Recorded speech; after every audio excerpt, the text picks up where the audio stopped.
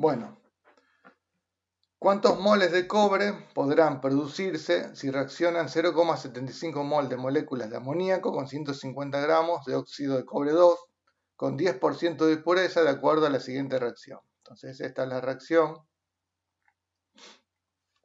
Es una redox, pero no hay medio acuoso. Entonces, podemos balancearla por método de prueba y error.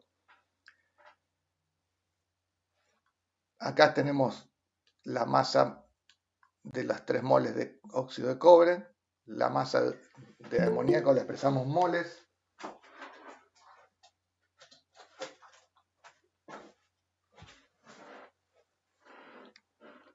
Y el dato que se forman 3 moles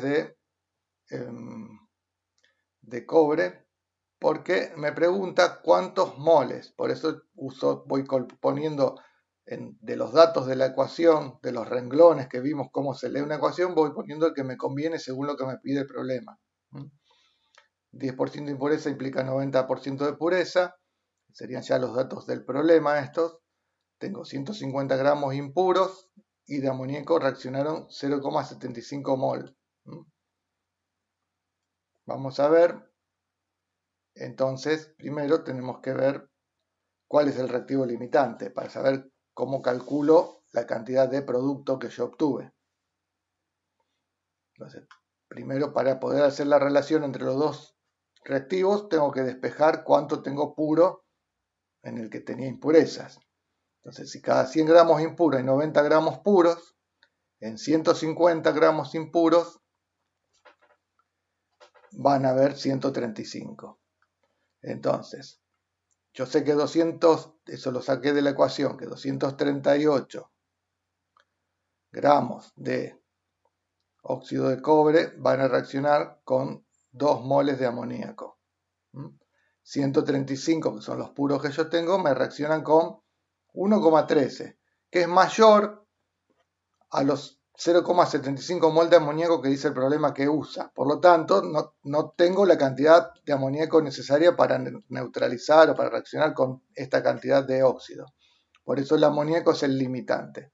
Y va a ser el que voy a usar para calcular la cantidad de moles de cobre en el siguiente paso, que son 2 moles de cobre me forman 3 moles, 2 moles de amoníaco me forman 3 moles de cobre metálico, 0,75 me da ese resultado, es el resultado del problema.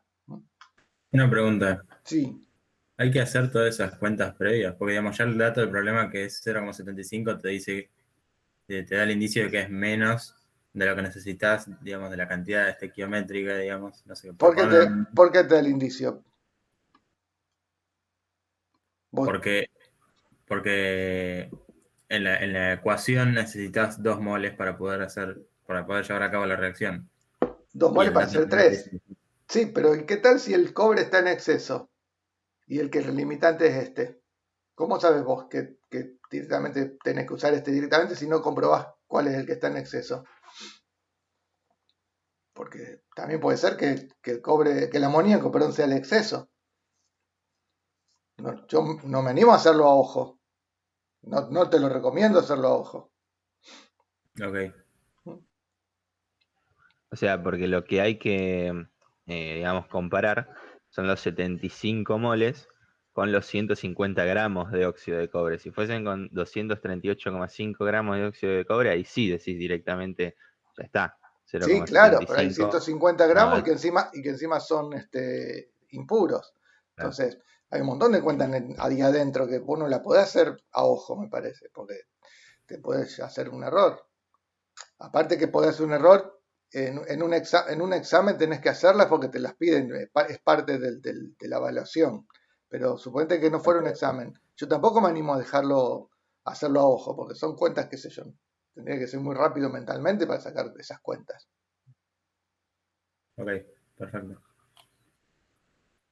Bien, vamos a ver el 10. En la combustión de metano, el oxígeno gaseoso es el otro reactivo. Esta es la típica reacción en la llama de la cocina. Y que se produce dióxido de carbono y agua. ¿Cuántos gramos de aire en el cual el 23% en peso es oxígeno, o sea, esa relación, lo vamos a escribir, yo no lo escribí acá, anoche me puse a resolverlo, lo hice rápido, 23% en peso significa que cada 100 gramos de aire hay 23 gramos de oxígeno. Esa es una manera de expresar la impureza también. Suponemos que el aire sería la masa impura y el oxígeno, los 23 gramos de oxígeno, la masa pura. Es como que a mí lo único que me importa en esta reacción es el oxígeno. Todo lo que viene junto con el aire son impurezas para esta reacción. Por eso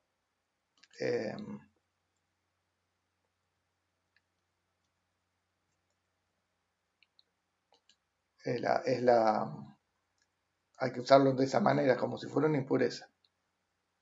Bueno, entonces, según la reacción, la masa del metano es 16, reacciona con 2 moléculas de oxígeno, con 2 moles de oxígeno que son 64 gramos. Entonces, yo así puedo saber que con 66 gramos de metano reaccionan esta cantidad de gramos de oxígeno. Esa sería la masa pura. Entonces yo tengo que saber en qué cantidad de aire está, en qué cantidad de la mezcla impura sería el aire para nosotros en esta reacción. Por eso, cada 23 gramos de oxígeno hay 100 gramos de aire. Los 264 que reaccionan están en X de aire.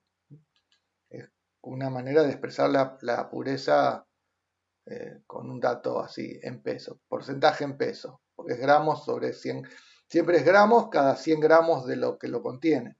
El porcentaje en peso es lo mismo que decir porcentaje de pureza, pues son gramos puros cada 100 gramos de la mezcla impura. Bueno,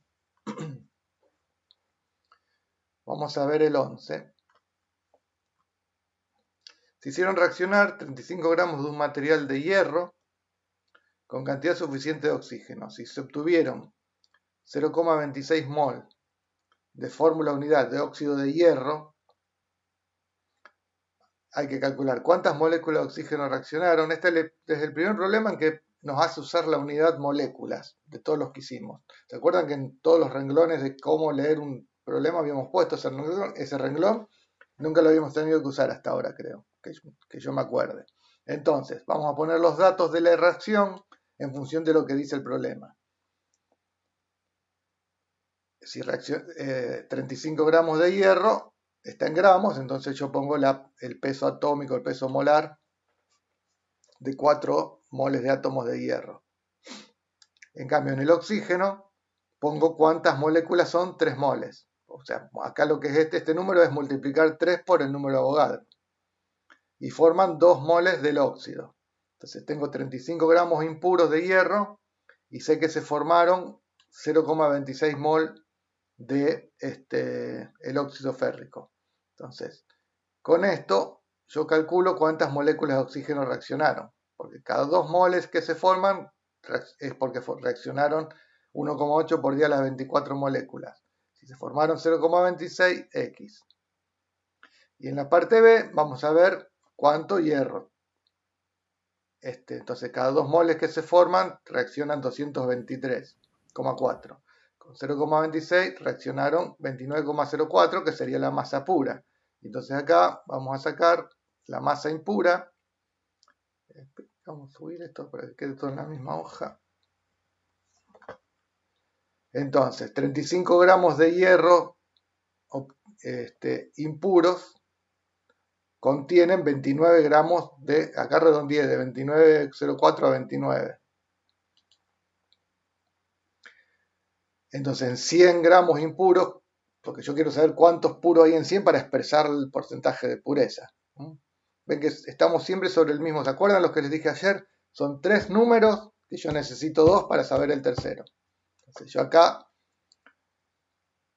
sé cuántos gramos impuros y cuántos gramos puros. Entonces, para saber el porcentaje de pureza necesito esos dos. En este caso, a veces es al revés, es otra, siempre, pero siempre hay dos que tengo que saber, que de alguna manera este no lo sabía, pero lo calculé en el paso anterior. Así llego a poder calcular el tercero, que es el porcentaje de pureza, que era lo que nos preguntaba la pregunta B. Y la C nos dice cuántos átomos de hierro reaccionaron. Entonces acá también vamos a tener que usar el número de Avogadro, que es 2 moles de el óxido se forman cuando tenemos 4 veces el número de Avogadro, ven, por la reacción 4, en 0,26x. Y ahí tenemos el resultado de la C.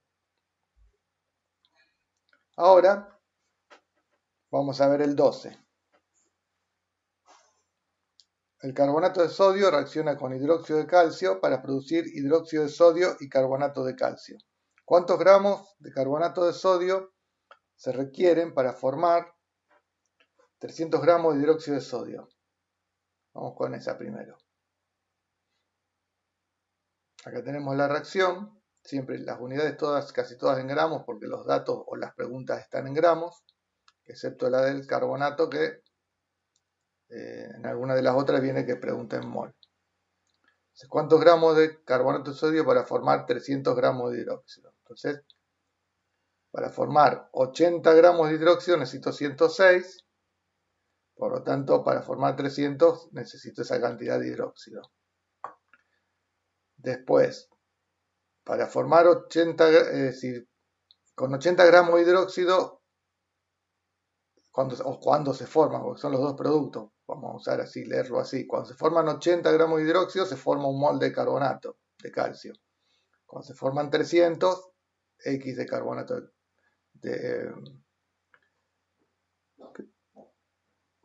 no, esta pregunta es del carbonato de sodio, perdón, estoy leyendo mal. Ahí está.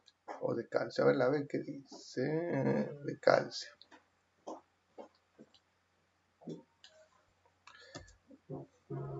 Debo haber copiado y pegado cuando hice esto y quedó ahí. Sin corregir. Bueno. Y por último la C. Decía, en el laboratorio, acá la C y la D son como dos problemas nuevos sobre la misma reacción, pero ya no hay nada que ver con los datos de la primera parte.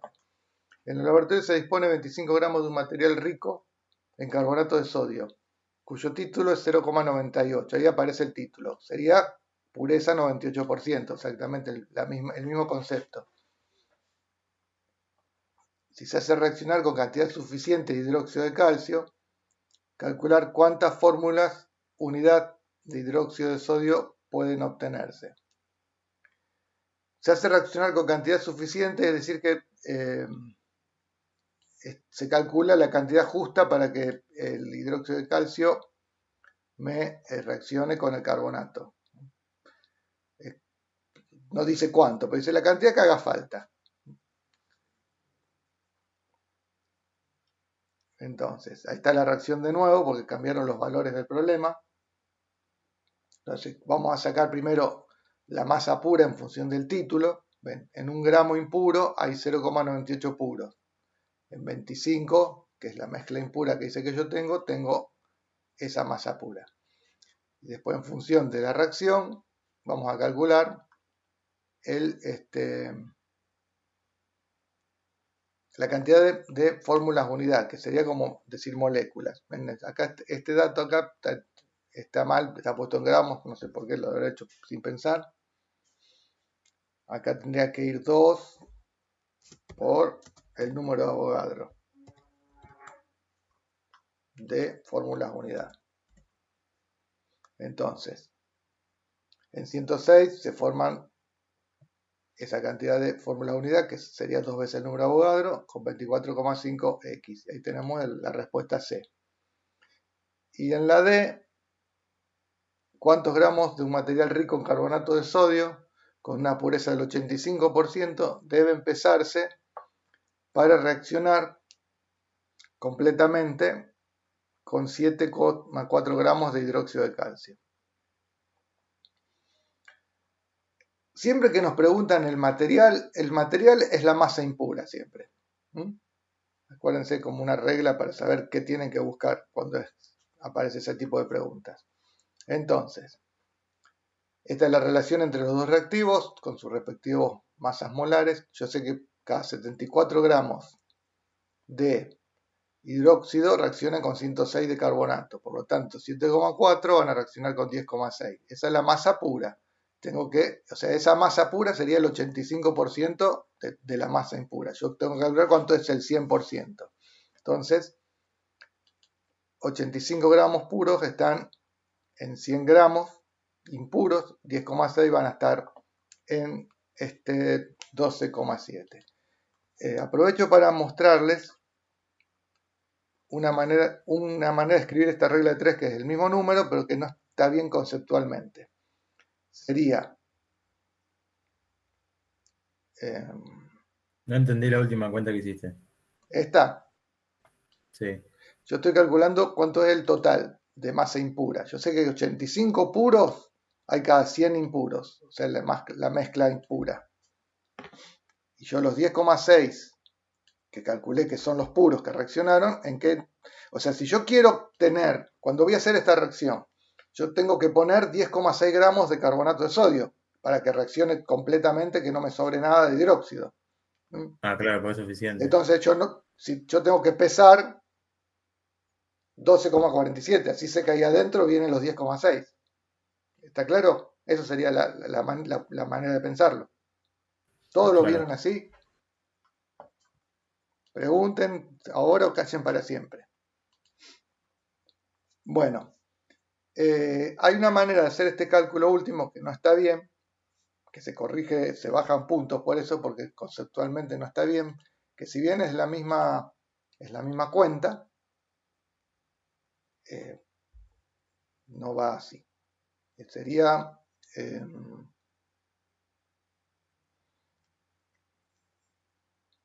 el 85% es 10,6 gramos de carbonato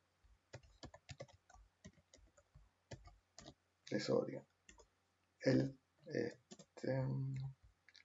100% es X. Y se sacan la cuenta, da lo mismo.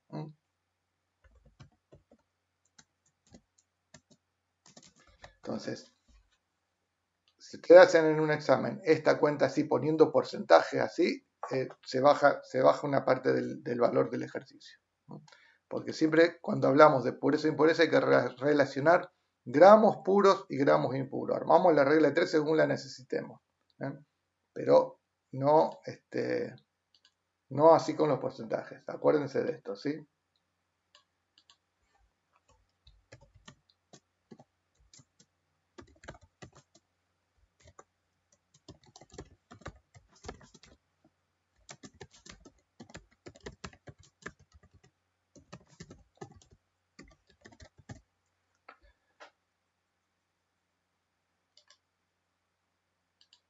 Bueno, quedó ahí, creo que este era el último de esta parte del capítulo, sí, bien. ¿Alguna pregunta de esto?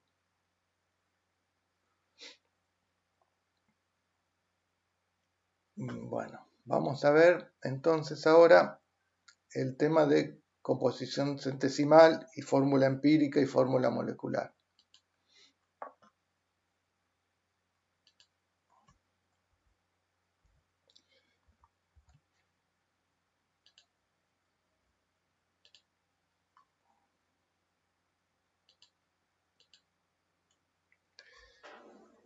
Cuando se descubre un compuesto nuevo, eso está en la guía, se puede ver en la guía, si quiere la abrimos y lo vemos juntos la explicación, aunque mejor la lean solos, así yo les hago así un resumen, una cosa corta de qué se trata. Cuando uno tiene un compuesto y no sabe qué es, no puede escribir la fórmula de ninguna manera, porque no sabe qué tiene. Entonces hay ciertos experimentos de laboratorio en el cual uno puede saber qué composición tiene ese compuesto. ¿Cuántos gramos? Agarra una masa de ese compuesto determinado, lo pesa, dice, bueno, tengo tantos gramos. Y después le hace el experimento. Y cuando termina el experimento dice, mira, en esa masa que pesamos había 2 gramos de cobre, 3 gramos de azufre, 80 gramos de oxígeno. Ah, bueno. Entonces, podemos calcular qué porcentaje de la masa que yo pesé total, qué porcentaje es para cada elemento. Eso sería la composición centesimal. Y con respecto a cómo llegamos después de esa composición centesimal, llegamos a escribir la fórmula del compuesto. Hay 2 pasos. Primero, uno es llegar a la fórmula empírica. ¿Qué sería la fórmula empírica? A mí me gusta decir como ejemplo, vamos a pensar en todos nosotros, la comisión 5. No me voy a poner a contar cuántos somos, pero vamos a suponer que la comisión 5 somos, qué sé yo, vamos a poner 24 varones más 48 mujeres. Así. Entonces, la fórmula, ¿cómo sería la fórmula? Si yo digo la comisión 5 sería, supongamos que la comisión fuera una molécula. La fórmula molecular de esa comisión sería, entonces, varones 24, mujeres 48. Ese sería el total. Estoy representando la comisión lo que es. No puedo sacar ni a uno ni a otro. Tengo que poner el total. Es como si yo digo, una molécula de agua es H2O. No puedo sacar más o menos de ahí, porque esa es lo que es una molécula de agua. Ese es un compuesto muy simple. Supongamos un compuesto que sea más complejo. Por ejemplo, para el benceno, la fórmula molecular es carbono 6, hidrógeno 6. Si yo pongo carbono 5, hidrógeno 5, ya no es benceno. O sea, yo identifico a ese compuesto como benceno porque siempre hay 6 carbono y 6 hidrógenos. No puedo decir menos. Ahora, yo puedo expresar la mínima proporción que tiene la comisión 5, por ejemplo. Entonces, eso es la fórmula empírica. Yo puedo decir que la composición va a ser BM2, o sea, el mínimo múltiplo entero en el cual yo puedo expresar esta proporción. Si yo hablo de la totalidad, sería esa fórmula que es la que dice, esta es la comisión 5. Ahora, ¿cuál es la mínima relación que hay en la comisión 5? Sería así. Lo mismo para el benceno, entonces. La fórmula empírica sería carbono e hidrógeno. 1 y 1 de cada uno. ¿Ven? El mínimo múltiplo entero, tiene su número entero, para llegar a expresar la mínima relación de proporciones que hay entre esos dos elementos. Entonces, ¿cómo puedo llegar?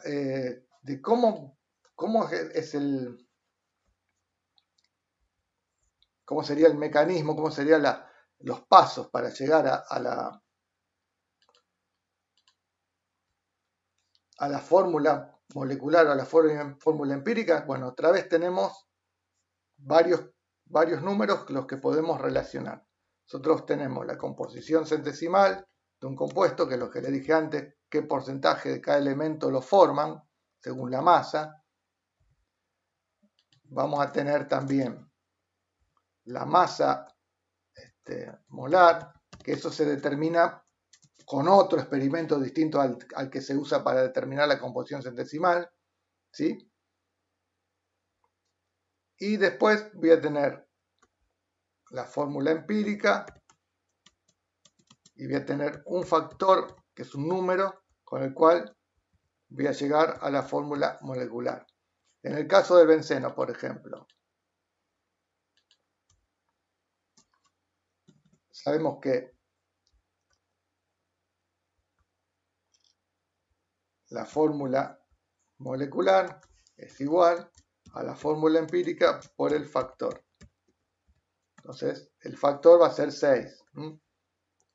En el caso de benceno, ¿sí? En el caso de la comisión, ¿qué número será?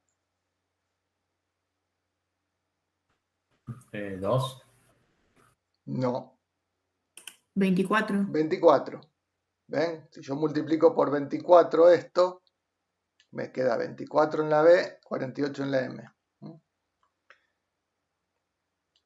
Y el factor de cualquiera de estos casos, ¿cómo se calcula? El factor es igual a una división. Ahí vamos a poner que quede prolijo.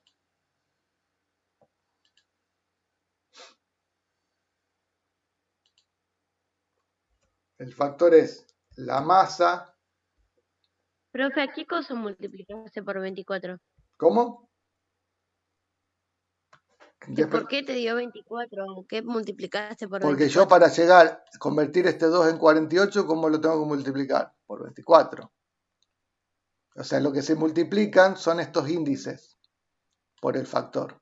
El 1 y el 1 que están acá, ¿no? Entonces lo multiplico por 6 y me llega a los índices que tengo que poner en la fórmula molecular. ¿Está? Ah. Bien. El factor se calcula, si yo no, ¿de dónde lo saco? Porque a veces no lo tengo, acá lo teníamos a simple vista porque yo les puse las dos fórmulas, pero a veces llegamos de la composición centesimal, yo puedo calcular la fórmula empírica. Con el dato de la composición centesimal ya puedo llegar a la fórmula empírica. Para llegar a la fórmula molecular necesito el factor. Entonces, para poder tener el factor necesito la masa molar de la fórmula empírica. Esperen que lo voy a escribir de nuevo para que quede mejor.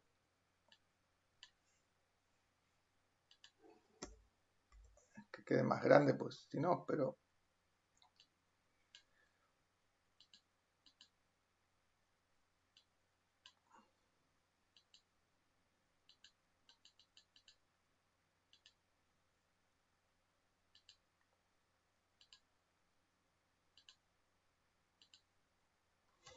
Entonces yo tengo la masa molar. Para que quede poder escribir. Esto está buenísimo, esto escribir fórmulas así, pero es lento. La masa molar de la fórmula empírica sobre la masa molar de la fórmula molecular. ¿Sí? Eso ya, entonces, de ahí va a salir el factor. Entonces, cuando yo voy a necesitar acá, por ejemplo, en el benceno, yo ya tengo las dos fórmulas. Pero si yo no tuviera esta fórmula, bueno, que no la tengo.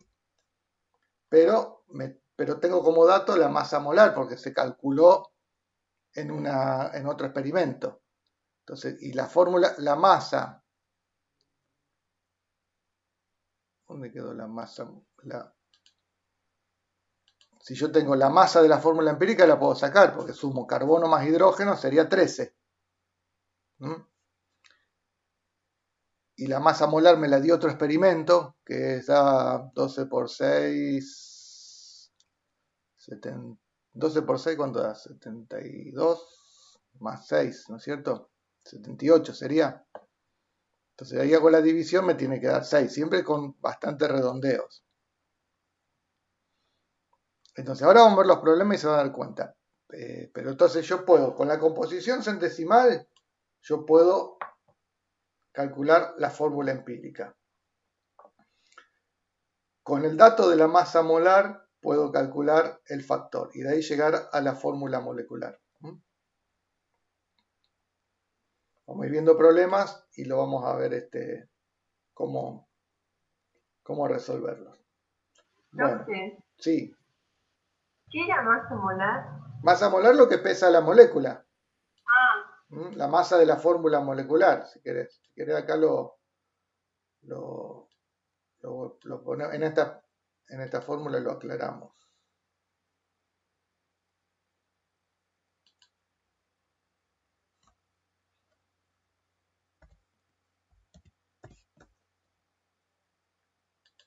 Para el caso del benceno sería lo que pesa al revés. Bueno, la escribí al revés. Porque está invertida. Va la fórmula molecular arriba. Tiene que dar un número entero. Imaginen que si algo más chico, siempre la fórmula empírica es menor que la molecular. Ahí. Así es. Entonces la masa molar de la fórmula molecular, en sí la que siempre usamos en los problemas, dividido lo que pesa la fórmula empírica. Ahí me da el factor.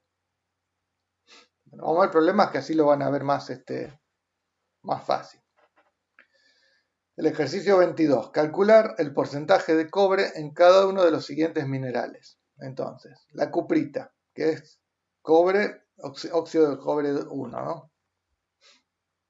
Entonces, la masa de un mol la calculamos sencillamente un átomo de oxígeno más 2 de cobre, me da 143,09. Entonces, en esos 143 de la masa molar hay 127 de cobre. ¿Qué son esos 127 de cobre? Son los 2 átomos de cobre, lo que pesan 2 átomos de cobre. Entonces, en 100 del compuesto, ¿cuántos habría de cobre? Me da 88,819. Ahora, yo le agrego acá, ya que está, le agregamos una pregunta. ¿Y cuál sería el porcentaje de oxígeno? Entonces, yo puedo sacarlo.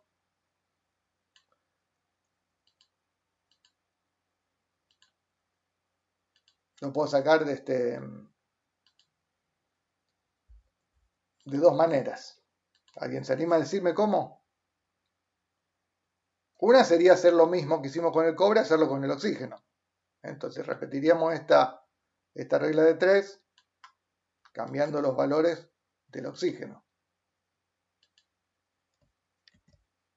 Tendríamos que poner que cada 143 del compuesto hay un solo átomo de oxígeno, o sea, 16. Entonces X y nos da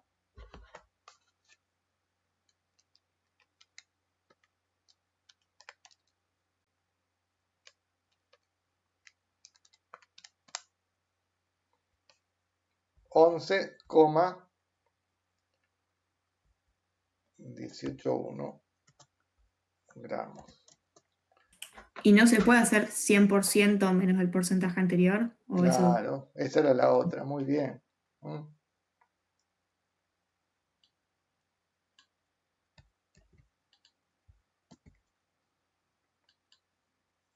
Porque tengo solo dos elementos, si no, ahí ya tendría que, si habría otro elemento más, habría que sacar el del otro. Siempre cuando te falta uno puede hacer eso de la resta, ¿sí? Que, por ejemplo, en si quisiéramos sacar el porcentaje, el ejercicio solo pide el porcentaje de cobre. Ahora yo les voy a tirar a ustedes que ustedes lo hagan. Entonces, también sería lo que dijo acá la compañera, que no vi quién era.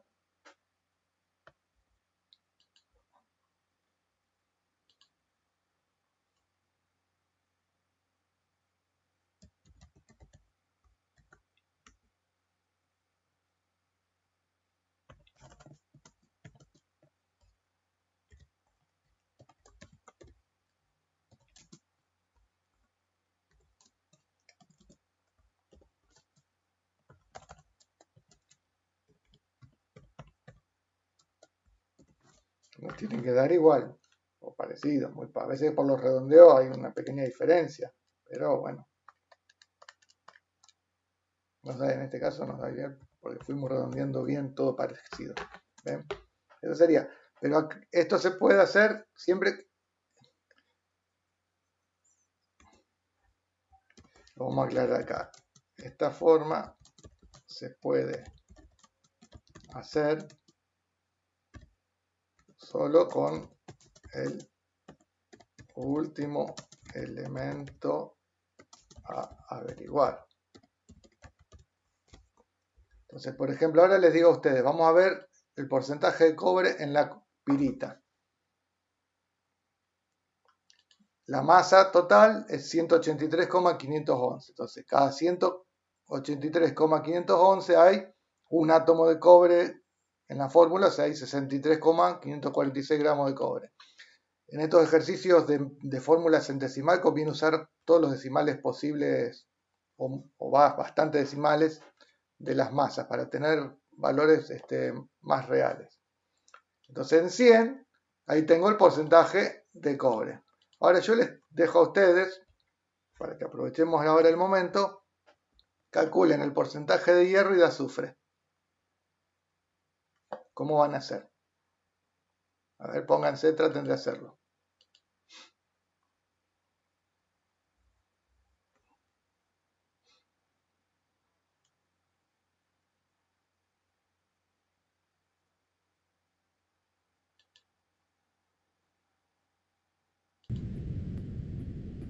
También me dio 34,94 el azufre. Buenísimo. A mí como 96, pero porque el hierro lo usé con... Sí, la masa atómica. digamos, Fíjense el detalle que cuando yo pongo masa atómica, peso atómico, la unidad es suma. Eso es un tema conceptual. Si yo pongo moles, pongo gramos. Si pongo atómica, porque yo puse peso atómico, porque lo que yo busco en la tabla periódica es el peso atómico. Después, en los cálculos lo convertimos a gramos para usar moles. Pero conceptualmente, si uno pone peso atómico, pone UMA. Si pone peso molar, va a gramos. ¿Sí? Acá no la había puesto. Bueno. En el último, es más difícil. O sea, es el mismo problema, además que hay una mezcla, hay 2 átomos de cobre, habría que hacer unas, si quieren, se los dejo a ustedes para renegar un rato, por ejemplo, calcular el porcentaje de oxígeno, que está 2 acá y 3 acá, tienen que sumar. Bueno, eso se puede hacer, pero hoy no lo vamos a hacer, no hace falta. Bien. Vamos a ir entonces ya al primer problema en donde vamos a calcular una fórmula empírica a partir de la composición centesimal. Acá ya nos facilitaron la tarea, ya los porcentajes de cada elemento ya me lo dieron. Dicen que tiene 10,7% de nitrógeno, 36,8% de oxígeno y 52,5% de bario. Entonces, ¿cómo voy a calcular yo? ¿Cómo es el cálculo de la fórmula empírica a partir de su porcentaje o composición centesimal? Como sigue así. Tenemos que al porcentaje de cada elemento dividirlo por su masa molar. Y nos va a dar un número que no es entero, un número determinado. Si es entero, mejor, pero difícil, sería mucha casualidad que nos dé de todos los elementos, nos dé enteros. Entonces, una vez que tenemos esos números, tenemos que dividirlos a todos ellos por el que haya dado menor. En este caso, el menor es el del bario. Porque así yo convierto en entero a 1 ya.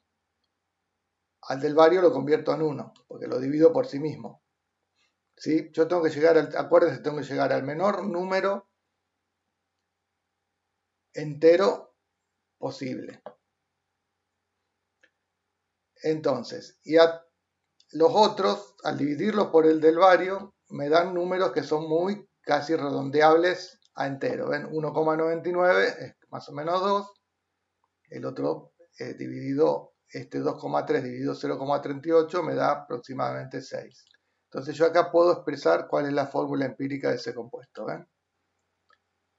Yo la escribo como corresponde, empezando el metal a la izquierda y después el orden según electronegatividad creciente, que no sé si ya están dando propiedades periódicas con Sandra.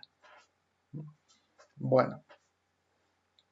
¿Alguna pregunta de esto? Este es el mecanismo, es como una recetita que hay que seguir. Dividir el porcentaje de cada uno por su peso atómico, no confundir el peso molecular, porque si bien el nitrógeno es N2, tenemos que buscar el peso de un átomo, el que figura en la tabla periódica, 14007. El oxígeno y el bario, está ahí. Obtengo una serie de números. A esos números los divido por el menor de ellos, a todos. Entonces, ese va a dar 1 y los otros va a dar esos números. ¿Qué pasaría si no los pudiéramos redondear, si no fueran números tan redondeables? Bueno, ya va a aparecer en otro problema.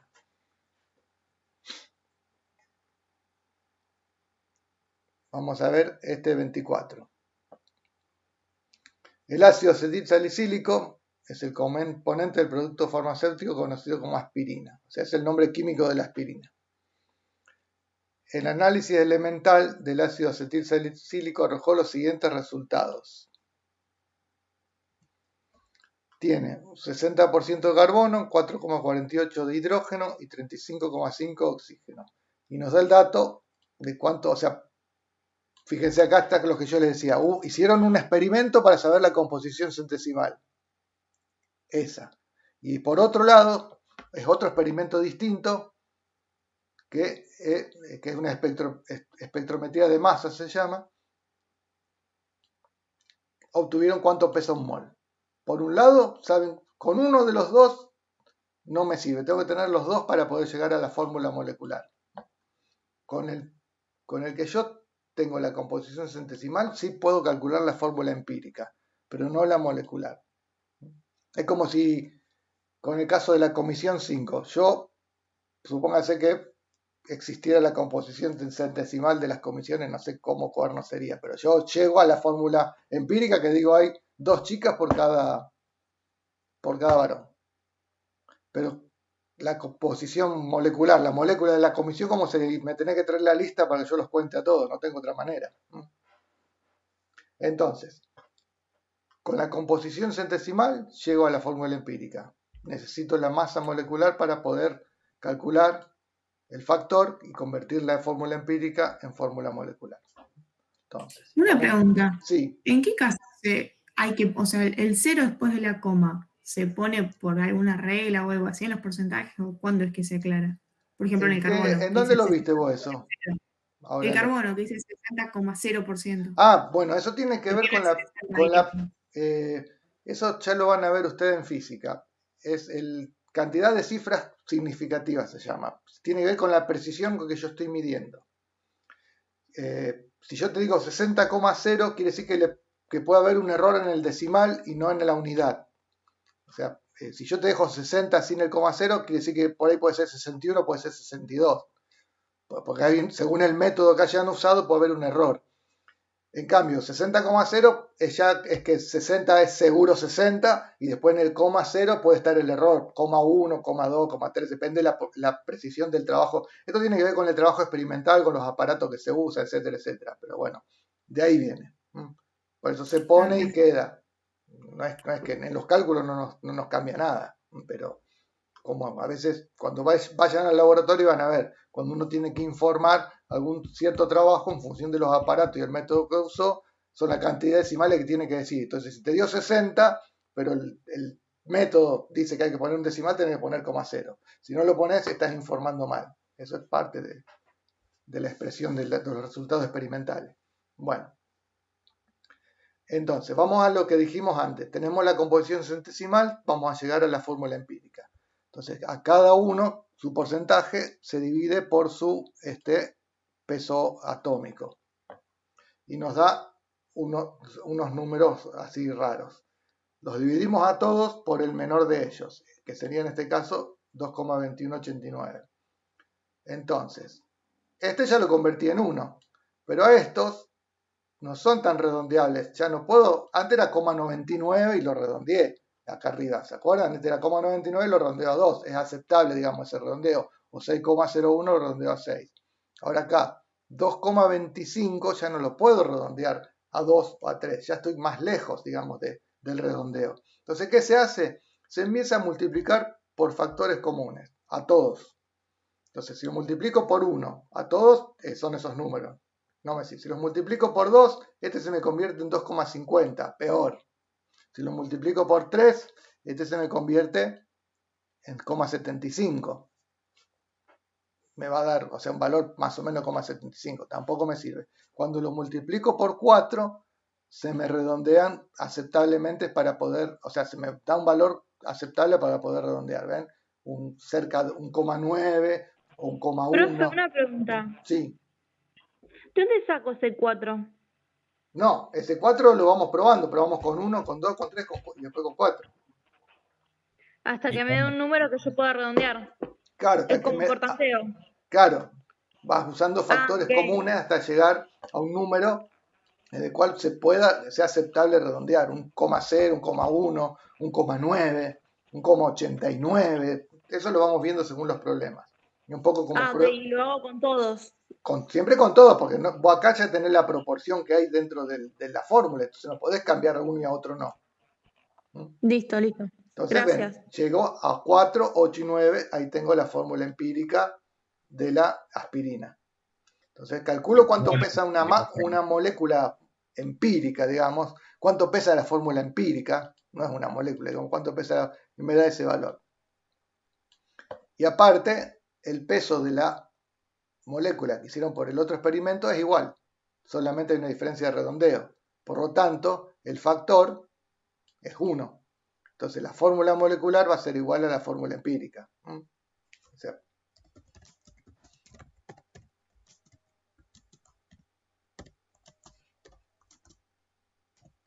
al ser el factor 1, la fórmula empírica va a ser la fórmula molecular. ¿Se acuerdan que en el benceno el factor era 6, se multiplicaba, o en la comisión era 24? ¿Así? Bueno, acá el factor masa molar, cuánto pesa la masa molar que me lo da el problema, dividido la masa que pesa una fórmula empírica, me da 1. Bien, vamos al 25, que me gustaría que traten de plantearlos ustedes solos.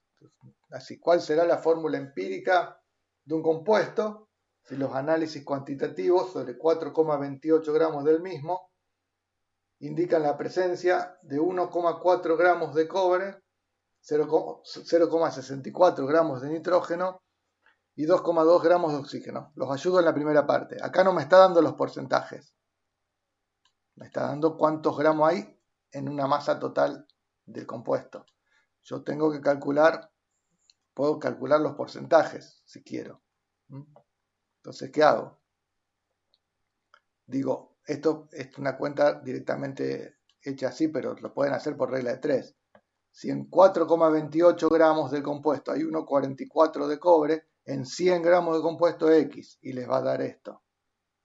Entonces, acá sí ya tenemos la composición centesimal. Bueno, hasta ahí los ayudé. Ahora de ahí para abajo lleguen a la fórmula empírica solitos. A ver cuánto les puedo dar. 10 minutos.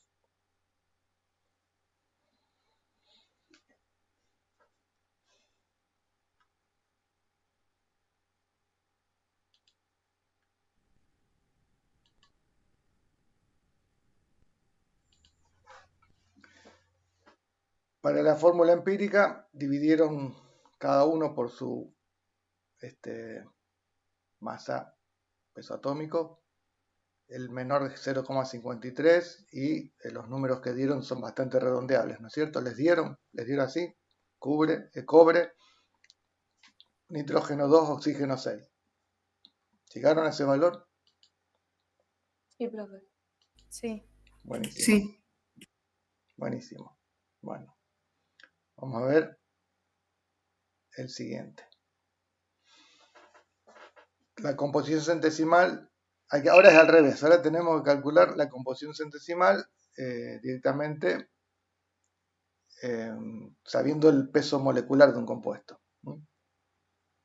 Es más o menos lo que hicieron recién, que ustedes tenían, o mejor dicho, lo que yo les mostré como era la primera parte, ustedes tenían una masa total y la masa de cada elemento. Bueno, entonces mirando la fórmula, si ya la tenemos, porque a mí me dice carbonato de bario, yo la fórmula la sé cuánto pesa toda la fórmula y sé cuánto tiene de cada elemento, porque sé cuánto pesa cada elemento, lo multiplico por los átomos que hay y en función de eso saco la composición centesimal.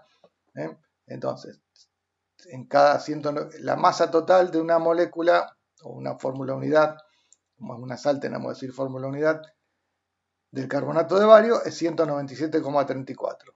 Cada 197,34 hay 137,33 gramos de bario, que es lo que pesa un mol de bario. Y también hay 12,011 gramos de carbono y 47,99 gramos de oxígeno, que son los 3 átomos de oxígeno. Entonces, en 100 del compuesto, ¿cuánto hay de cada uno? Cada X de estas sería 100 por esto, dividido esto, 100 por 12, dividido 197, 100 por 47. Así, ¿sí? ¿Se entiende esa regla de 3 comunitaria que está todo junto? Bueno, y así tengo la composición centesimal del carbonato de bario. Ese era bastante sencillo. Vamos a ver el 27.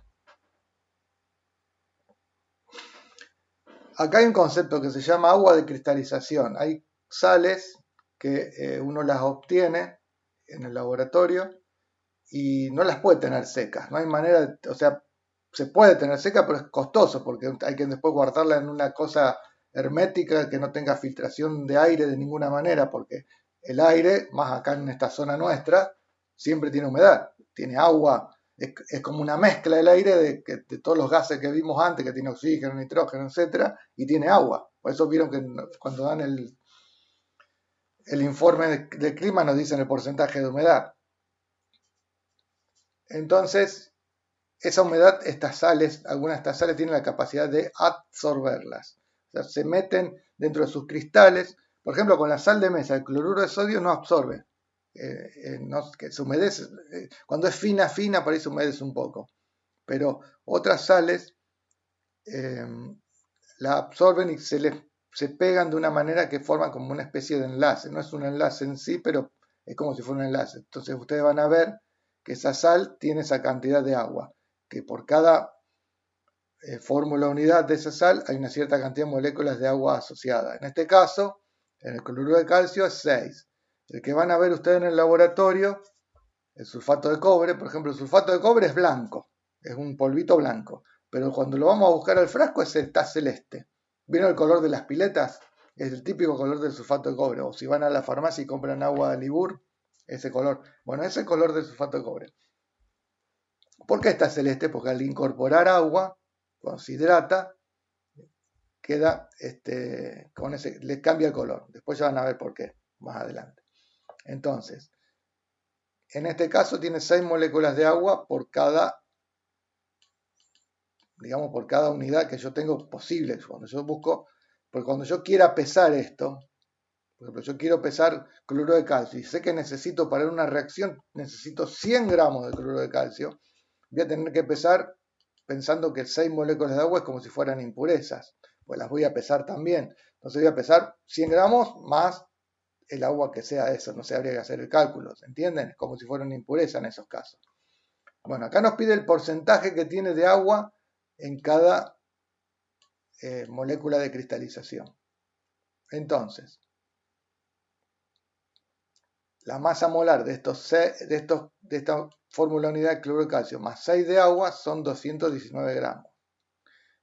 La masa de agua son 6 moléculas de agua, 6 por 18, 108. Entonces, cada 219 gramos de la sal hidratada, tengo 108 gramos de agua. En 100 gramos de la sal hidratada voy a tener 49,315 gramos de agua. O sea, ese es el porcentaje de agua que tiene la sal hidratada. En el caso del sulfato de sodio, fíjense, absorbe 10 moléculas de agua por cada fórmula unidad. Bueno, ese sería más o menos el cálculo cómo se hace. Acá tenemos una sal que sería una mezcla de sulfato de potasio y de aluminio. Es algún mineral. La verdad que no me acuerdo el nombre, habría que buscarlo en internet. Sulfato de potasio y de aluminio.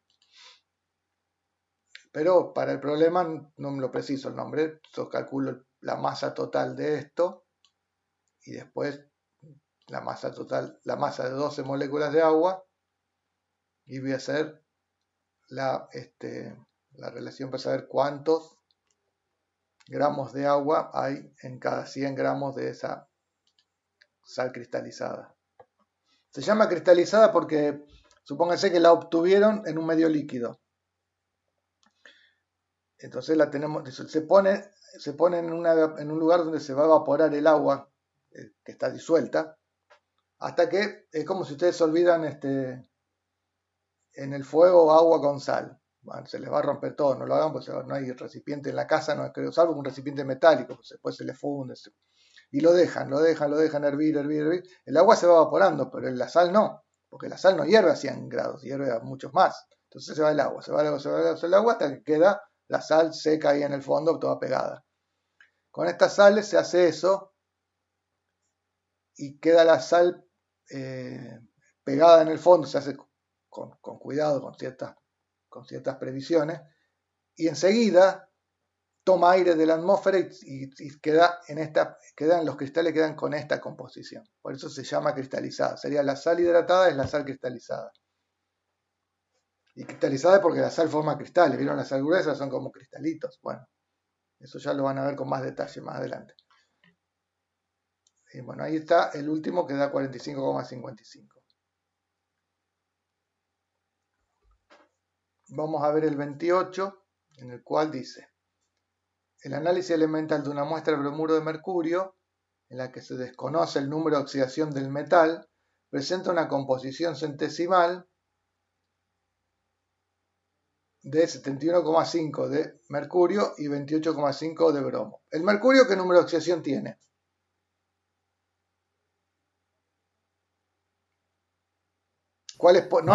No en este problema, en la tabla periódica, ¿cuál número de oxidación puede tener? Más 1 y más 2. Más 1 y más 2. Por eso acá queremos saber si con el bromuro está funcionando como más 1 o como más 2. Por eso yo voy a tener que llegar a la fórmula empírica, ¿sí?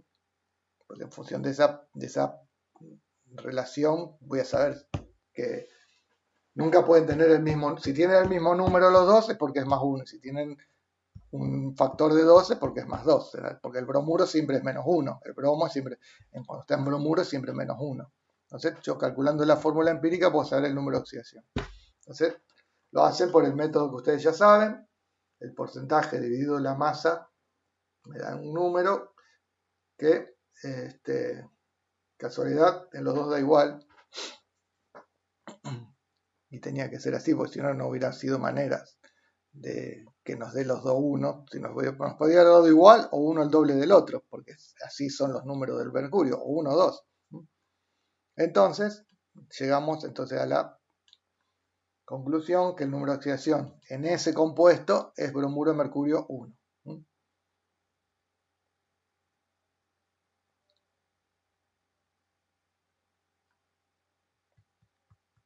Bueno, acá tienen el 29, que lo saco de pantalla para que ustedes lo hagan solos. Un compuesto de masa molar, 28 gramos, tiene un 85% de carbono y un 14,4% de hidrógeno. O sea, tiene los dos experimentos hechos por separado. Uno para saber la masa molar, el otro para saber la composición centesimal. O sea que con eso yo puedo calcular la fórmula empírica, puedo calcular el factor y puedo calcular la fórmula molecular. Entonces, eso es lo que tienen que hacer ustedes ahora. Vamos a ponerle 10 minutitos, 15.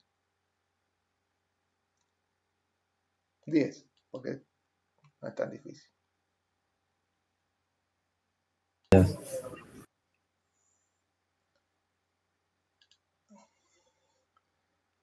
Y depende a veces del problema. Eso, 2 decimales, vos decís cómo redondear, no entiendo en qué parte querés redondear.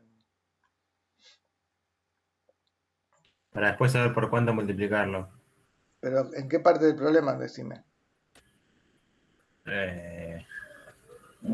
No sé cómo se llama. Estoy haciendo por memoria, digamos. La verdad no me acuerdo los nombres de las partes del problema. Está bien. Primero estamos llegando al factor común más chico y después hacemos la parte de la relación de fórmula. Acá haces el carbono, el porcentaje de carbono dividido 12 te da 7,1733 y el hidrógeno pesa 1. Entonces después dividís todo por 7,133 te da 1 y 2,01. No sé si llegaste a esos valores. ¿En cuál tenés que duda en cómo redondear? Había hecho mal la cuenta, había hecho 85,5. Bien. Bueno, llegaron a la fórmula del compuesto.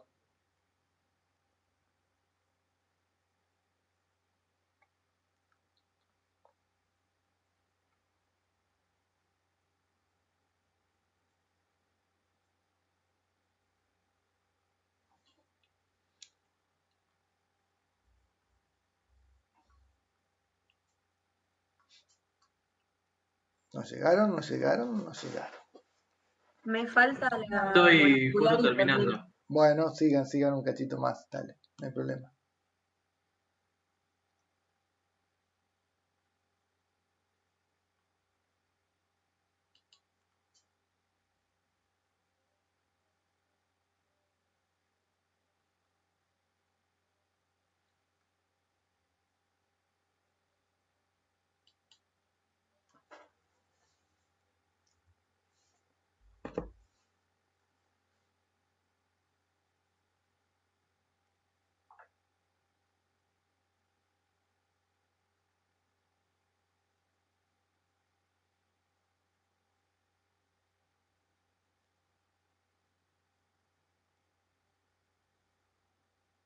¿El factor cómo se aplicaba?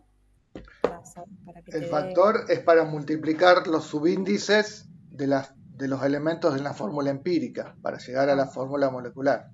Ahí está, gracias.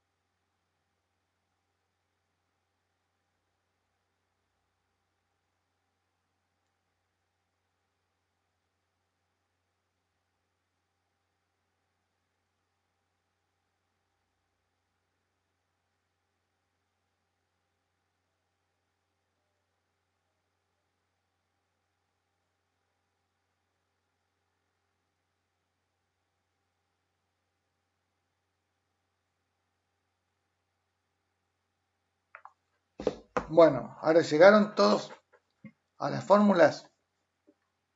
Ahora sí. Bien, Sí, profe. perfecto, vamos a seguir. Profe, Sí, yo todavía no sé, no entiendo lo de masa molar de la fórmula empírica. ¿Cómo la conseguiste? Estoy un poco perdida. y mirá, acá en el mismo este ejercicio, llegamos que la fórmula empírica es carbono, hidrógeno 2, porque nos dan los números 1 y 2. Hasta ahí llegás. ¿Sí? Sí, sí. Bueno, entonces, ¿cuánto pesa eso? 12, un carbono, más 2, que son 2 hidrógenos. Me da 14. Es como cuando vos calculás cuánto pesa cualquier compuesto. Vos sumás lo que pesa cada átomo de lo que forman ese compuesto. Bueno, tomás la fórmula empírica como si fuera un compuesto. Sumás la masa de todos los elementos que forman esa fórmula empírica y te da esa masa de la fórmula empírica. Ah, Si claro. querés no le digas masa molar, decís masa de la fórmula empírica, porque no importa si es un mol o no es un mol. La segunda M se la pongo yo, pero no hace falta. Digamos que podemos decir la masa de la fórmula empírica. Incluso puede sonar más correcto decir masa de la fórmula empírica que masa molar de la fórmula empírica. Entonces, ¿cómo se calcula? Es eso, tomarlo como si fuera un compuesto más, que vos sumás cuánto pesa cada elemento de todos los que lo componen. Y así poder hacer la división de la masa molar dividido de la masa empírica, de la fórmula empírica, y tener el factor. ¿Está? Sí, Bien. Vamos a seguir con el 30.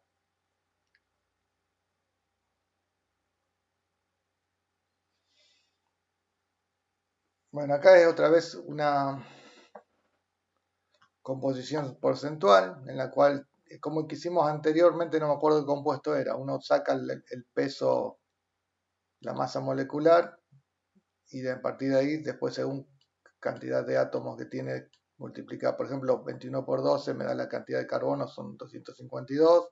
De ahí saco el porcentaje de carbono y es parecido a otro que hicimos más arriba, que era, que estaba esa regla de 3, es parecido a este, que era el carbonato de bario. Ahora, entonces es el de la progesterona, es un poco más grande la molécula, nada más, porque vieron, las moléculas biológicas son así enormes. Bien. Ahora vamos a ver el 31.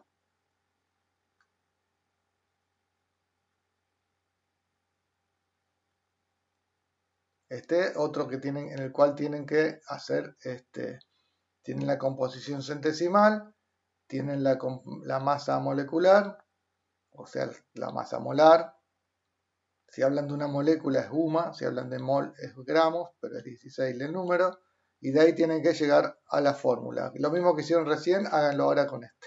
Así practican, otros 10 minutitos practican con este ejercicio.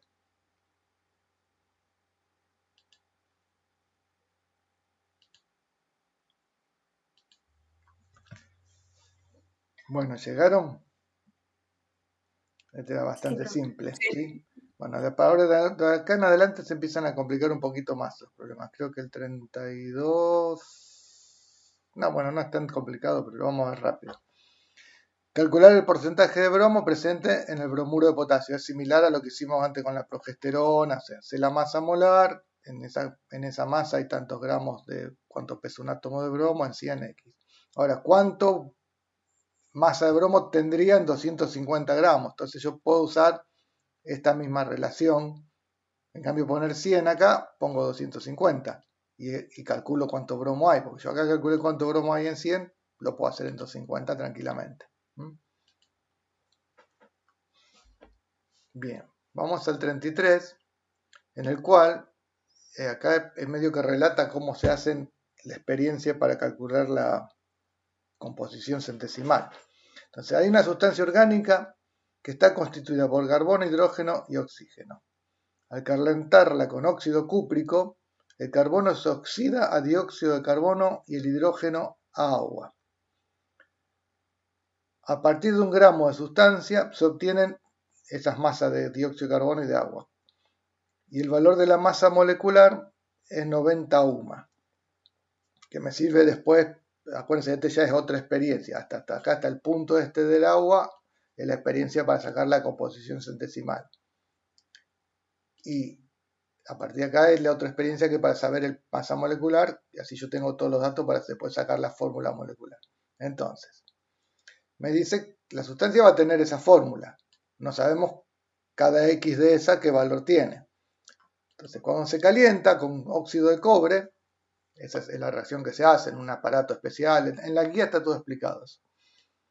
Si les interesa ver la parte experimental, está bueno. Entonces, saben que obtienen esas masas de cada uno de los productos. ¿En qué se transforma? Porque fíjense, tiene carbono, hidrógeno y oxígeno. Obviamente que se va a, cuando uno lo quema, hace la combustión, el producto va a ser dióxido de carbono y agua. Lo mismo que cuando prendemos la llama del mechero de la cocina. El óxido de cobre no participa en la reacción, sino que es un catalizador, hace que esa reacción transcurra con más velocidad, nada más que eso. Después ya lo van a ver eso también. Están cansados que yo les diga ya lo van a ver, pero bueno, es así. Piensen que, esto les digo para cuando estudien, para los exámenes. La química, esta es la materia. Cada capítulo no es una película que empiece y termine y después miro otra película. Cada capítulo de la materia, incluso las materias de la carrera, si quieren, son capítulos de una serie. O sea, si no saben el anterior, no entienden el siguiente y así, hagan esa comparación. Bueno, entonces, si yo cada 44 gramos de dióxido de carbono, que es lo que pesa una molécula de dióxido de carbono, hay 12 gramos de cobre. Eso lo saco de la fórmula. Si obtuve 0,9776 de dióxido de carbono, quiere decir que ahí adentro había esta masa de carbono. Entonces, yo ya sé, con este número, yo ya sé cuánto carbono había en un gramo de la sustancia, porque todo el carbono va a parar al dióxido, al agua no. ¿Sí? Ahora, yo con el otro valor, con el valor del agua, puedo saber cuánto hidrógeno había en el gramo de sustancia. ¿Por qué? Porque todo el hidrógeno que está en este gramo va a parar al agua, no al dióxido de carbono. Entonces hago esa cuenta. Cada 18 gramos de agua hay 2, bueno, estoy usando todos los pesos atómicos con todos los decimales a ver y por haber. Entonces, en los 0,2001 gramos de agua que obtuve, había esta masa de gramos de carbono. Entonces, si yo sumo la masa de gramos de hidrógeno, pero si yo sumo la masa de hidrógeno que obtuve más la masa de carbono y se lo resto a un gramo, voy a tener los del oxígeno, porque el oxígeno no los puedo deducir porque está en los dos compuestos. Por eso, con una cuenta veo cuánto carbono había en un gramo. Con la otra cuenta cuánto hidrógeno, porque cada uno de ellos va a parar a un compuesto distinto. Por eso me sirve esta reacción.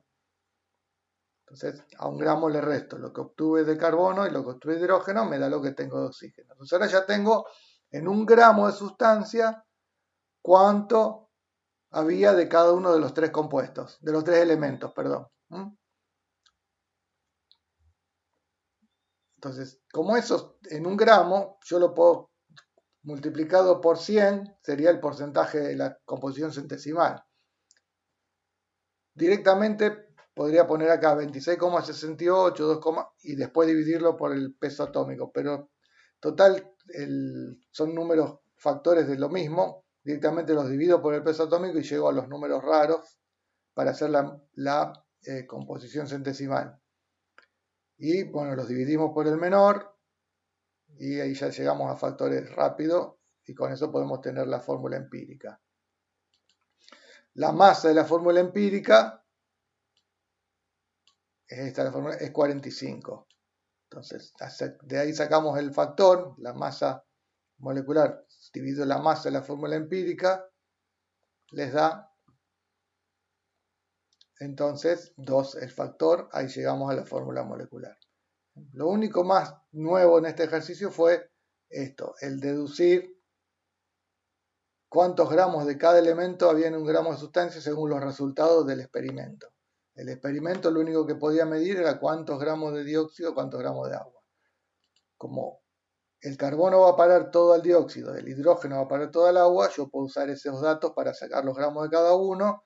Lo que faltaba es de oxígeno. Una vez que tengo los gramos de cada uno, vamos a la cálculo de la composición centesimal o directamente, como era un gramo, es una centésima parte de la composición centesimal, puedo usar el mismo número para hacer esta parte del ejercicio que es dividir por sus números, por su peso atómico de cada uno y de ahí sigue, ya saben cómo. ¿Alguna pregunta? Sí, yo tengo una pregunta. Dime. Un poquito más arriba, ahí, el agua la relaciona con 2 gramos de hidrógeno. ¿Por qué con 2 y no con 1, que es el peso atómico del hidrógeno? Porque en una molécula de agua hay 2 hidrógenos. Bien. Entonces cada molécula de agua pesa 18. En Sí. cada 18 gramos hay 2 de hidrógeno. 2 gramos, 2 átomos. Por Listo. eso 2. ¿Está? Claro. Estoy Bueno. sacando de cada fórmula de cada uno. ¿Y sería correcto poner un 2 como subíndice? ¿A dónde? ¿Acá? ¿El hidrógeno? No, porque estoy pensando en átomos de hidrógeno que forman el agua. No es una molécula de hidrógeno dentro del agua. Es hidrógeno enlazado, es el oxígeno con 2 bracitos y un hidrógeno a cada bracito. O sea, Listo. no están enlazados entre ellos los hidrógenos. Entonces no tienen sentido ahí. Buenísimo. Bien, vamos al 34. El análisis de un cloruro metálico, X cloro 3, o sea, el X es un metal que no sabemos cuál es, revela que tiene 67,2% de cloro. ¿Cuál es el valor de la masa atómica de X expresada en UMA? Identificar el elemento metálico. Bueno, entonces, en cada 100 gramos del compuesto hay 67,2 gramos de cloro. Quiere decir que la diferencia es la cantidad de gramos que hay de X. En cada 100 gramos del compuesto hay 32,8 de X, ¿sí? Simplemente por restar. Entonces, por cada 67,2 gramos de cloro es 1,89 mol de átomos de cloro, ¿sí? ¿Hasta ahí me siguen? Entonces, en la fórmula ya sabemos que hay 3 moles de cloro por cada mol de X, porque me lo dice la fórmula, es X cloro 3, ¿sí? Entonces, quiere decir que si teníamos 1,89 mol de cloro en esos 100 gramos, quiere decir que tenemos 3 veces menos moles de X, que son 0,63, por eso lo divido 3 acá. Entonces, cuando ya sé cuántos son 0,63 moles de X, son 32,8 gramos, porque es la masa de X que yo tengo. Entonces, con eso ya puedo saber cuánto pesa un mol, que me da 52,06. Entonces, quiere decir que la masa de un átomo de X es de ese valor, pero con la unidad UMA. Y si lo voy a buscar a la tabla periódica, lo vamos a buscar. A ver, espere que voy a abrir la tabla periódica.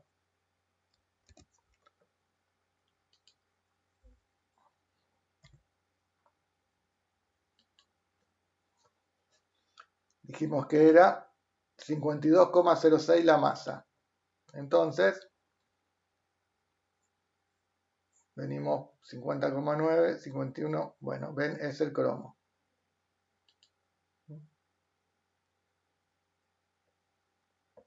Si no tenemos la tabla periódica, eso no lo podemos saber. No hay manera. Tendríamos que hacer una adivinanza, imposible. Bueno, pero el tema es que quiero que entiendan cómo se dedujo la masa, ¿sí? ¿Lo repito? Sí. Yo sé que en 100 gramos de este compuesto hay 67, voy a usar sin los decimales y hablo más rápido. Hay 67 de cloro. Quiere decir que 100 menos 67 me va a dar la cantidad de X que hay en esas 100 gramos. Voy a poner todo en la misma hoja, así. Hay 32,8, ¿sí? De X. En 100 gramos del compuesto. Ahora, en 100 gramos del compuesto hay 67,2 gramos de cloro que son el equivalente a 1,89 mol de cloro, de átomos de cloro. No de cloro molecular, de átomos de cloro. Por eso está dividido por el peso atómico de cloro, 35,5. Entonces, yo sé que por la fórmula, sé que cada vez que hay 3 átomos de cloro, 3 átomos de cloro, hay uno de X. Por lo tanto, si hay 3 moles de cloro, habría uno de X.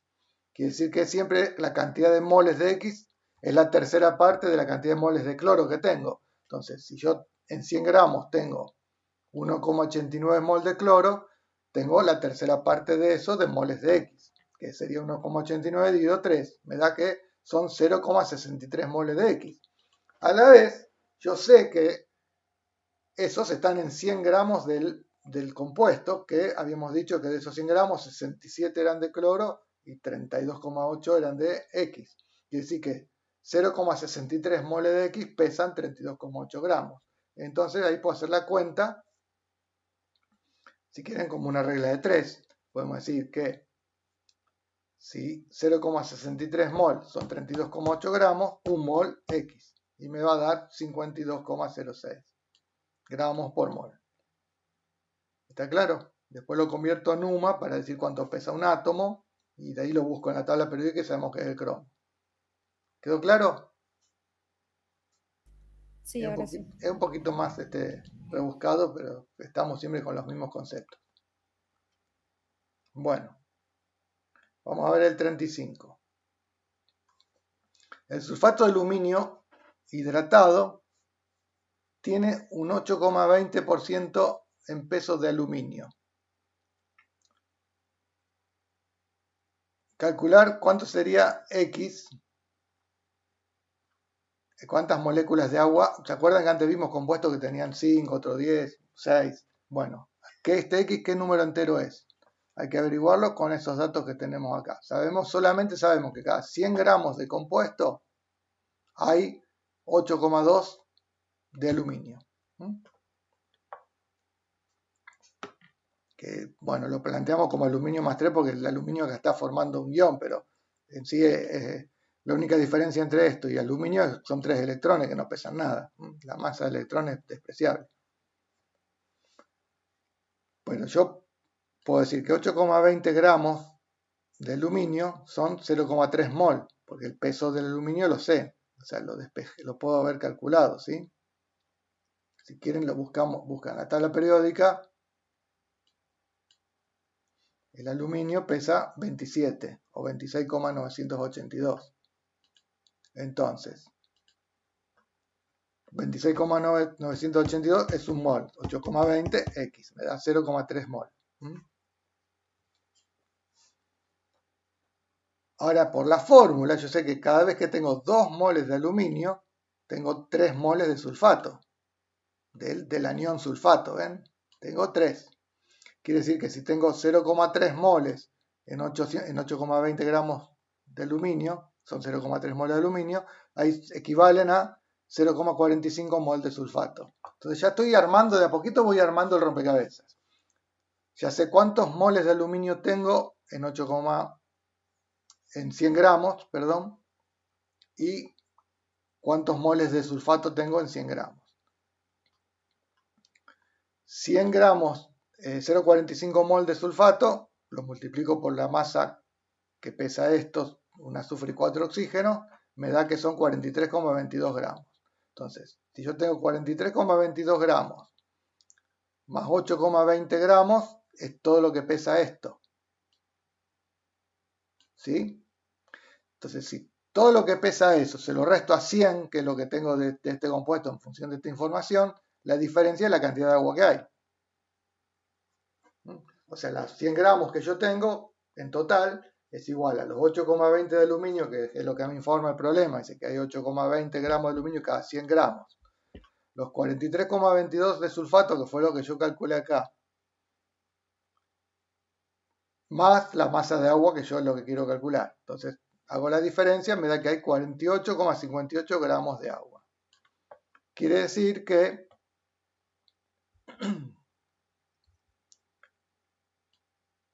son 2,7, o sea, 18 gramos es un mol de agua, entonces 48,58 son 2,7 mol de agua. Ahora, la última cuenta. Cuando hay 0,3 mol de aluminio, porque era lo que había en 100 gramos, había 2,7 mol de agua. Cuando hay 2 moles de aluminio, ¿por qué 2 moles de aluminio? Porque en la fórmula hay 2 moles de aluminio. ¿Cuántas moles de agua hay? Entonces esa es la última cuenta que hago, es esa. Me da que hay 18. Por lo tanto, el X es 18. Es largo, complicadito pero si lo miran tranquilos, lo tienen que sacar. A ver si lo pongo así lo ven más o menos entero. Mírenlo, piénsenlo, a ver si lo entienden, si no lo repetimos. El documento lo pueden abrir ya desde el Classroom, ya les puse el link.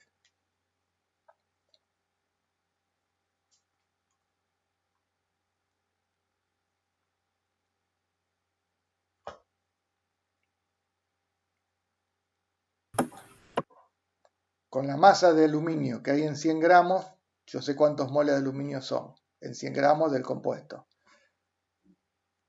Con la cantidad de moles de aluminio, pues sé cuántos moles hay de sulfato en 100 gramos. Los convierto a gramos. Entonces ya tengo en gramos el aluminio, en gramos el sulfato. Se lo resto a 100, sé cuántos gramos de agua son. Entonces lo convierto a moles de agua. porque yo sé después que cada 2 moles de aluminio, ¿cuántos de agua va a haber? Hago esa cuenta, porque 0,3 hay 2,7 en 2x, y ahí llego al 18.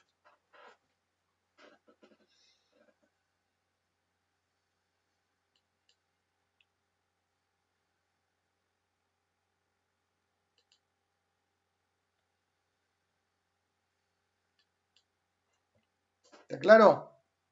¿Precisan alguna repetición de esto? Si podés, a mí me gustaría. Bueno, no hay problema. El único dato que yo tengo en el problema es que cada 100 gramos del compuesto, del cual no sé cuántas aguas tiene por cada fórmula, cada 100 gramos hay 8,20 de aluminio. Entonces yo convierto esos 8,20 a moles. Son 0,3 mol de aluminio. Entonces, cuando Claro, ¿cómo lo convertiste a moles? Y porque dije, hice una regla de 3. Si quieren la hacemos acá. Esperen que me acuerdo, 26,98 pesa el aluminio. Entonces, 1 mol de aluminio, vamos a poner el guión para seguir escribiendo todo de la misma manera, pesa 26,98 gramos. Sería al revés acá, entonces X es igual, y acá iría 8,2 gramos de aluminio. Acá hay que sacar esta cuenta, 8,2 dividido 26,98. A ver si da igual.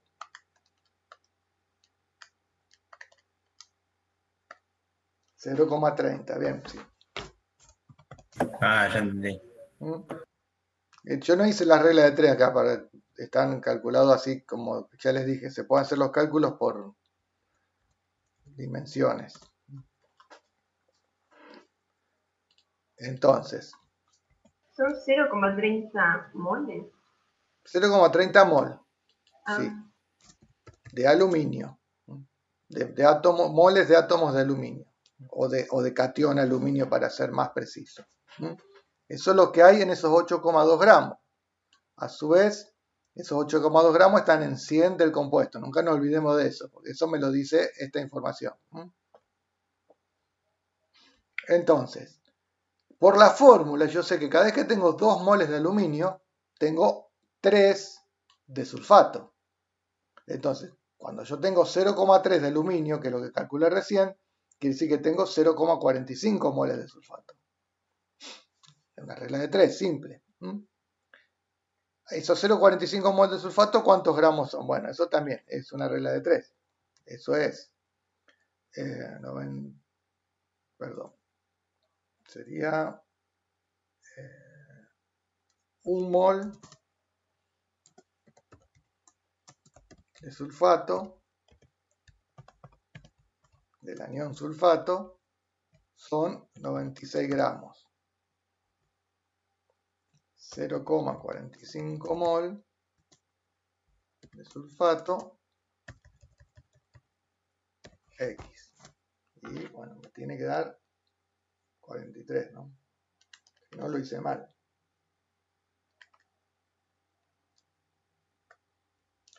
43,2. Bien. Y 22, está bien.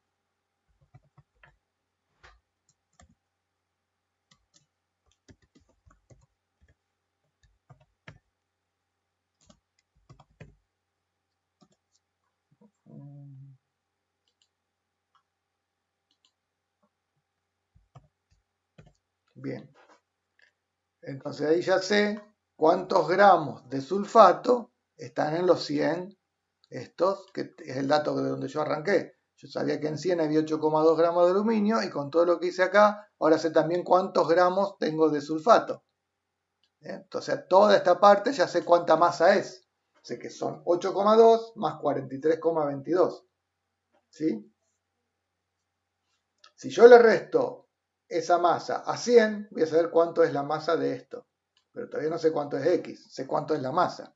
Entonces 100 es igual a la suma de todo. Por eso, si le resto, podríamos decir, si quieren acá, la masa de agua es igual a 100 gramos de compuesto menos la suma de masa de aluminio, bueno, vamos a poner los valores, que eran 8,20 gramos de aluminio más 43,22 gramos de sulfato.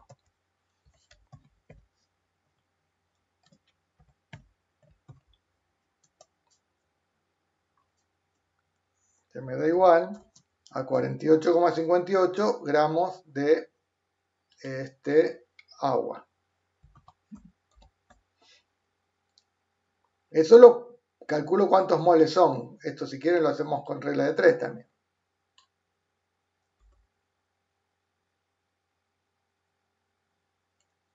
Vamos a decir 18 gramos de agua es un mol. 48,58 gramos de agua X.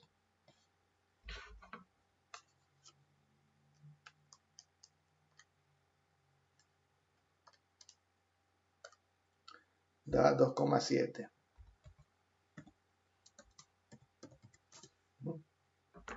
¿Está bien? Mol de agua. O sea, yo sé que en estos 100 gramos hay 2,7 mol de agua. En 100 gramos. Pero yo quiero saber en una sola fórmula cuántos moles de agua hay. Entonces, ¿cómo hago? Yo sé que cada vez que hay 0,3 mol de aluminio, porque era lo que también había en 100 gramos, fue lo primero que averiguamos. Averiguamos que había 0,3 mol porque me lo decía el problema, que me decía que había 8,2 gramos, o sea, eran 0,3 mol. Cada vez que hay 0,3 mol de aluminio, hay 2,7 mol de agua. Entonces, cuando tengo 2 moles de aluminio, ¿y por qué ese 2? Por la fórmula. Pues yo quiero saber qué número va acá en la fórmula. Si hay 2, ¿cuánto sería este número? Ahí lo calculé, 18. ¿Ven? De ahí viene esa regla de 3. ¿Está claro ahora? Digan que sí o digan que no. Tienen que repasarlo. Repásenlo, háganlo solos, porque esto, si ustedes se quedan únicamente con haberlo escuchado acá y así solo, no es recomendable. Tienen que ponérselo a hacer solo sin mirar la pantalla y cuando lo terminan, miran la pantalla y corrigen. No lo hagan con ayuda porque si no, nunca lo hacen solos, nunca van a saber si lo saben hacer solos. Cuando lleguen el momento de un examen, ahí sonaron. Bueno, vamos con el último. El aminoácido esencial lisina está constituido por carbono, hidrógeno, oxígeno y nitrógeno. En un experimento, la combustión completa de 2,175 gramos de lisina dio lugar a la formación de 3,94 de dióxido de carbono y 1,89 de agua. Eso es un experimento. Y otra reacción hace que 1,873 gramos de lisina produjeron esos 0,436 de amoníaco.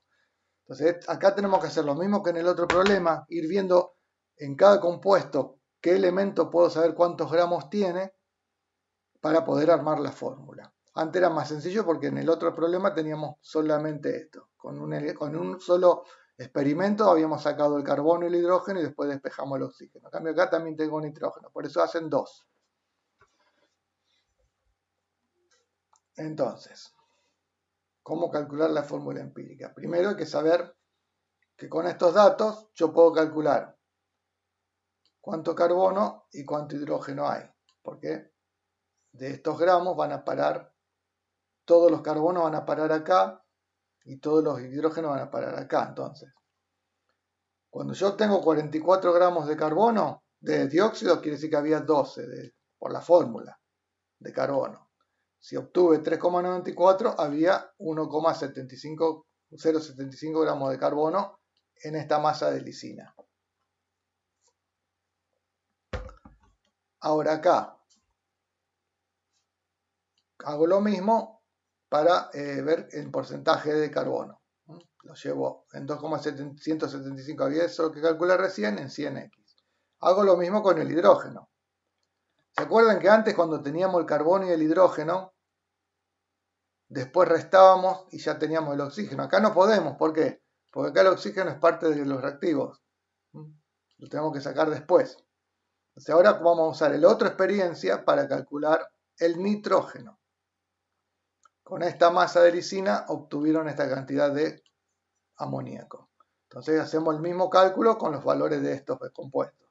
Cada 17 gramos de amoníaco hay 14 de nitrógeno. En 0,436 de amoníaco vamos a tener la masa de nitrógeno. Entonces acá saco el porcentaje de nitrógeno. Ahora ya tengo el porcentaje de 3, me faltaría el porcentaje del oxígeno, que lo puedo hacer haciendo la resta como hicimos antes. 100 menos la suma de todos los otros. Me da el porcentaje. Entonces ya tengo la composición centesimal. De ahí para abajo, lo saben sacar ustedes, sacan la fórmula empírica. Ven, acá son todos números redondeables.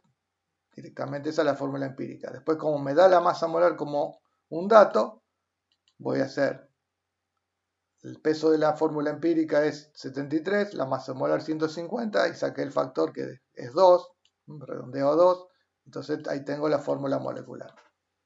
Lo más complicado fue esto de acá arriba, que es parecido al que hicimos antes, pero un poquito más complicado, porque con una sola, en el otro la reacción se quemaba y los productos eran todo lo que había en el compuesto. En cambio acá le pongo oxígeno, no puedo deducir tan fácil, el oxígeno queda para lo último.